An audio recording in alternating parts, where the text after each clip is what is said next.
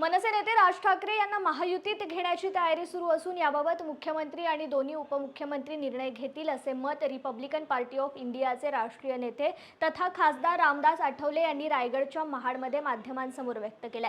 14 सत्याग्रह दिनाच्या निमित्ताने ते येथे आले असता त्यांनी पत्रकार परिषद घेतली. विविध विषयांवर संवाद साधताना आगामी लोकसभा निवडणुकीत आरपीआय पक्षाला किमान 2 जागांची अपेक्षा असून तशी मागणी करणार असल्याचं तसेच याबाबत एनडीए तर्फे वरिष्ठ पातळीवर घेतला जाणारा निर्णय मान्य असल्याचेही आठवले यांनी यावेळी सांगितले.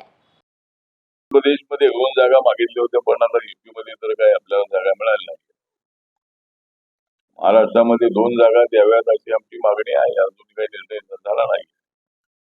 शिर्डी आणि सोलापूरची जागा द्यावी अशी आमची भूमिका आहे. कदाचित त्यांच्या डोक्यामध्ये मी राज्यसभा माझी 24 पर्यंत आहे, त्यामुळं जागा देण्याच्या बद्दल ते काय निर्णय घेतील अजून सांगता येत नाही आहे.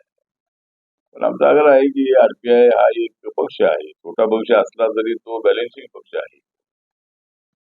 त्यामुळे 2 जागा तरी आरपीआयला मिळाव्यात अशी आमची मागणी आहे. पाहूया काय होते. तर एकीकडे आपण जागा मागताय, कालच मनसेचे अध्यक्ष आणि राज ठाकरे अमित चॅनलमध्ये एनडीए मध्ये जॉईन करण्याची अपेक्षा आहे. तेही त्या जागेची मागणी करतात, त्यातही शिर्डीची जागा आहे आणि आपण असं नुकतेच बोलतात की राज ठाकरे किंवा मनसेची गरज नाही आहे. तरीही म्हणजे आपल्या वतीने आपण बोलतो की त्यांची आवश्यकता नाही आहे, तरीही एनडीए त्यांना घेण्याची जर शिर्डीची जागा नाही आहे तर आपली मनसे जर महायुतीत झाले प्रश्न मिस करू नका. एक एक राज ठाकरे असेल तर राज ठाकरे स्पेसिफिक राज ठाकरे एनडीए मध्ये राज ठाकरेंची आवश्यकता नाही अशी भूमिका कायमस्वरूपी रामदास आठवलेंची राहिली आहे.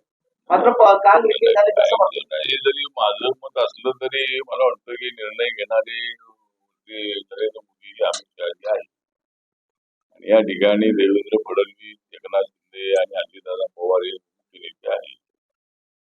त्यामुळं माझं जरी व्यक्तिगत मत असलंही तरी अजून राज ठाकरे अशा युतीमध्ये येतील असं मला वाटत नाही आहे.